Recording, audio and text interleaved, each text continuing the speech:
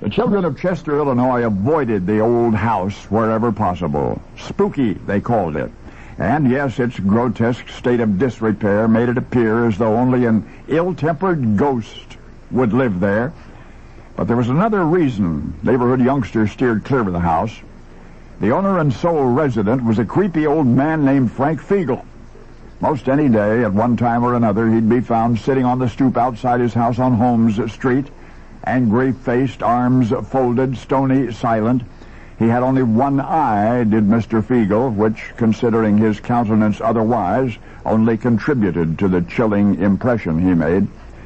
Those same observers from a distance whispered rumors overheard from parents that Frank Fiegel was a dangerous man. A saloon fighter, somebody had said.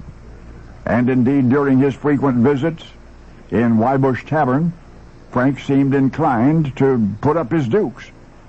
And there was another scary town character, Dora Pascal. That was her name. Dora owned the town general store. In fact, the children were apprehensive of her, too. Sometimes stood at the window transfixed, watching her slender, shadowy figure moving wraith-like behind the store's counter. Now, Mr. J. William Schukert, there was a fellow the children of Chester really liked. Mr. Schukert owned and operated the Chester Opera House, the town's movie theater. He maintained his rotund physique by sending employees out to fetch hamburgers between shows. And among those employees was a young fellow named L.Z. Seagar. He had been hired to run the movie projector. That was most of 100 years ago, but L.Z. was ambitious, and with the money he earned at Mr. Schubert's theater, he paid for a correspondence course in art. Burgeoning success would take that young man to Chicago and to New York and beyond. But he never outdistanced his memories of hometown Chester, Illinois, including those of colorful town characters like feisty Frank Fiegel and slender Dora Pascal and portly Bill Schukert. And through L.Z.'s art, you know them too.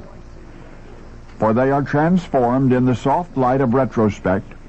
But you have met hefty hamburger-loving J. William Schukert, whom you know as J. Wellington Wimpy, and you would recognize the tall, thin shopkeeper with her hair in a tight black bun, Dora Pascal, whom you know as Olive Oil. But did L.Z. Seager ever paint the portrait of that creepy, one-eyed old man?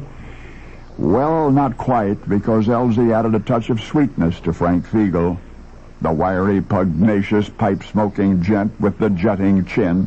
Today in Chester, Illinois, population 5,200, in the old movie theater where L.Z. once worked. There is a museum and a gift shop devoted to the cartoon world he created and personally illustrated. But now you have caught at least a glimpse of the townspeople who, in a way, still populate that world. The inspirations for the cartoon characters generations have grown to love. Foremost among them, feisty Frank Fiegel, who became in almost every way an obstinate, spinach-eating sailor man named Popeye. Now you know the rest of the story.